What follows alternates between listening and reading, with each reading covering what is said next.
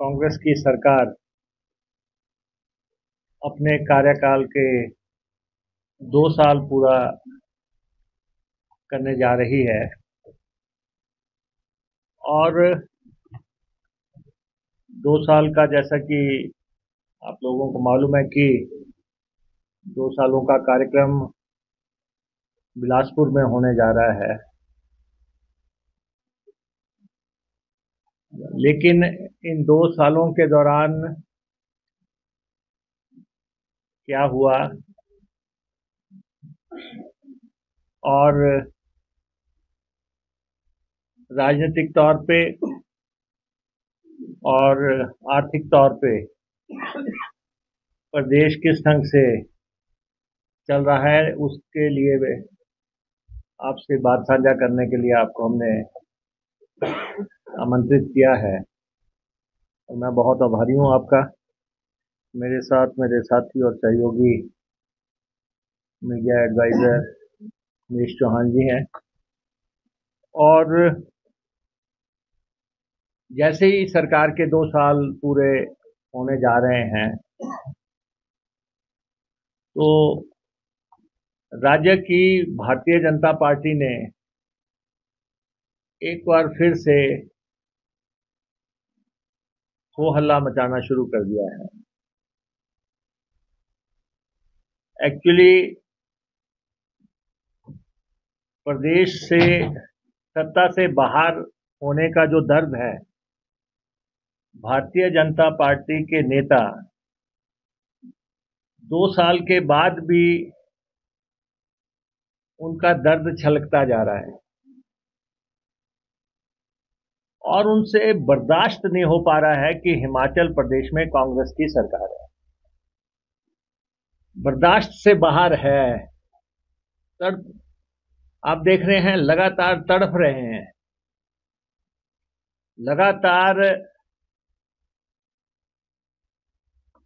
Non issues को किस ढंग से उछालना है उसकी कोशिश कर रहे हैं। प्रदेश सरकार क्या कर रही है उसको दबाने का प्रयास कर रहे हैं। आपने देखा कि सत्ता से बाहर होने के बाद इन्होंने इन 2 सालों के दौरान लगातार हिमाचल प्रदेश की सरकार को गिराने के लिए साजिश षड्यंत्र रचे और भाजपा का जो प्रदेश नेतृत्व है इस समय, वो नेतृत्व जो है जिसको कि हिमाचल प्रदेश की जनता ने नकारा था 2 साल पहले, सत्ता से बाहर किया था, वो लीडरशिप लगातार उनका प्रयास रहा कि केंद्र के साथ मिलके किसी भी ढंग से हिमाचल प्रदेश की सरकार को गिराया जाए। लगातार अटेम्प्ट्स उन्होंने की और उन अटेम्प्ट्स में वो विफल हुए और आज भी हिमाचल प्रदेश में कांग्रेस की सरकार कायम है। जितने विधायक हमारे सरकार बनने के समय थे 40, आज भी हम 40 हैं। भाजपा के लोग जो लगातार ये दलीलें दे रहे हैं कि हम इस साजिश षड्यंत्र में पीछे नहीं हैं, हमारा उन पे आरोप है कि प्रदेश में अस्थिरता फैलाने के लिए, प्रदेश में राजनीतिक तौर पे अस्थिरता कायम रखने के लिए लगातार 2 सालों में उन्होंने काम किया और रचनात्मक विपक्ष की भूमिका उन्होंने एक भी दिन नहीं निभाई। एक भी दिन कोई ऐसा काम नहीं किया। एक तरफ वो राजनीतिक तौर पे सरकार को अस्थिर करने का प्रयास कर रहे हैं, दूसरी तरफ से वो फाइनेंशियल मोर्चे पे आर्थिक मोर्चे पे हिमाचल को लगातार नुकसान पहुंचाने में लगे हुए हैं। जो वो राजनीतिक तौर पे कर सके उन्होंने किया। आज बड़े भोले बनने की कोशिश कर रहे हैं कि हमारा कोई रोल नहीं है। सारा प्रदेश देख रहा है कि ऑपरेशन लोटस कैसे विफल हुआ इन 2 सालों के दौरान, और सारा प्रदेश देख रहा है कि आर्थिक मोर्चे पे किस ढंग से सरकार को अस्थिर करने का प्रयास किया जा रहा है। आर्थिक तौर पे जो भी केंद्र से मददें आनी हैं उसको किस ढंग से जाके ये रुकवाने की कोशिश कर रहे हैं। लगातार दिल्ली जा रहे हैं। दिल्ली जाके वहां पे इनका प्रयास चल रहा है कि जो हिमाचल को जो उसका हिस्सा मिलना है, जो हक मिलना है, उसको किसी भी ढंग से रोका जाए। तो एक बहुत बड़ा भेदभाव की कहानी है ये 2 साल जो केंद्र ने भेदभाव किया और जो पॉलिटिकल इंस्टेबिलिटी के लिए जो है भाजपा ने कार्य किया। और हालांकि भाजपा इसमें आपको पता प्रदेश में बड़े गुटों में बंट गई है। वैसे तो खुद ही इनके गृह युद्ध चल रहा है, और एक तो है, एक वो लोग हैं जो अपने को क्लेम करते हैं भाजपा ओरिजिनल, भाजपा ओ, वो कहते हैं कि हम भाजपा ओरिजिनल है।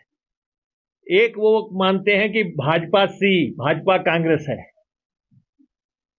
और आप इनके बयान देखो, जो भाजपा सी वाले बयान देते हैं, भाजपा ओ वाले कहते हैं कि ये इनकी अपनी राय है, ये पार्टी की राय नहीं है।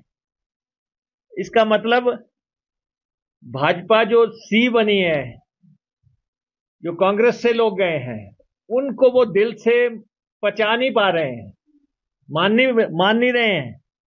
और जो उनके पुराने लीडर हैं वो लगातार बयान दे रहे हैं, जब भी कोई बात आती है तो वो कहते हैं कि ये इनकी व्यक्तिगत राय है। तो ये युद्ध आगे को और बढ़ेगा। सरकार तो अपना काम करती रहेगी, लेकिन इनकी लड़ाइयां चलती रहेंगी। और हमें इस बात से हैरानी है कि भाजपा के 7 सांसद हैं, भाजपा के 7 सांसद हैं, 4 लोकसभा में है, 3 राज्यसभा में है। कोई भी व्यक्ति जो है, जो हिमाचल के हितों की लड़ाई है, उसकी जो है कोई बात दिल्ली में रखने को तैयार नहीं है। औहदे तो आते जाते रहते हैं, लेकिन प्रदेश सर्वोच्च है, प्रदेश सबसे ऊपर है। लेकिन साथ के साथ एमपी होने के बावजूद जो हिमाचल के साथ सलूक किया जा रहा है, उसमें इनकी भूमिका, और साथ में नेता प्रतिपक्ष और बीजेपी के पार्टी प्रेसिडेंट जो हैं, उनका संघर्ष तो सामने ही है। ये सब लोग मिलके लगातार हिमाचल के खिलाफ काम कर रहे हैं। आप देखें कि सरकार बनी, अब ये आपका भी सहयोग लेते हैं समय समय पे, कभी आप हमसे खफा हो जाते हैं तो आपसे भी सहयोग लेते हैं। तो जो हमारे बड़े बड़े इश्यूज हैं सरकार की, आप देखें कि जो तो पहले ऑपरेशन लोटस हुआ, ऑपरेशन लोटस में जो 9 लोग इनके साथ गए जाए, ये इन्होंने उनका साथ लिया, वो तो एक अलग कहानी है। लेकिन जो बीजेपी कह रही है कि हम इसमें शामिल नहीं हैं, तो जो सीपीएस का केस था, चीफ पार्लियामेंट्री सेक्रेटरी का केस था, जो अदालत में किया गया, उसके जो है पिटिशनर कौन थे? वो तो सब भाजपा ही थे, और वो लोग थे जो पहले सीपीएस रहे हैं। नैतिकता का तकाजा होता है कि जिस ओहदे पे रहे हैं उन ओहदों के खिलाफ पिटीशन ना की जाए, लेकिन उन्होंने उन ओहदों पे भी की और बिल्कुल स्पष्ट थे पिटिशनर। तो इसलिए उसके बाद कोशिश कर रहे थे कि हम एमएलए को अनसीट करवाए जाएं, और उनको हम ये बता देना चाहते हैं कि हमारे किसी व्यक्ति पे आंच आएगी तो आंच तुम्हें भी साथ लेके जाएगी। ये मत सोचना कि आप जो हैं कोई हमला हम पे करेंगे, और लगातार आप विपक्ष की भूमिका नहीं निभा रहे हैं और चोर दरवाजे से, शॉर्टकट से आप सत्ता हासिल करना चाहते हैं, और ये सत्ता किसी भी हालत में आपको नहीं मिलने वाली है। आप देखें कि गारंटियों की बात आती है, हमने ओल्ड पेंशन स्कीम देने का ऐलान किया प्रदेश के कर्मचारियों को, और ओपीएस हमने उस समय लागू की जब केंद्र ने यह कह दिया था कि हम ओपीएस नहीं देंगे। प्रधानमंत्री जी ने भी यह कह दिया था कि ओपीएस लागू नहीं की जा सकती। ओपीएस बंद किसने की थी? श्रद्धेय अटल बिहारी वाजपेयी जी ने बंद की थी। उनके समय में जो है पेंशन बंद हुई। इन्होंने इनकार किया, हमने हिमाचल प्रदेश में ओपीएस लागू की, और आप देखें कि ओपीएस लागू करने का हमें इतना बड़ा खमियाजा भुगतना पड़ा कि 2000 करोड़ रुपए का कट जो है इन्होंने हमारे पर लगा दिया। 2000 करोड़ रुपए इन्होंने कहा आप तो ओपीएस दे सकते हैं, तो आपको हम ये राशि नहीं देंगे। आप देखें कि राज्य को आर्थिक तौर पे सलूक कैसे किया जा रहा है।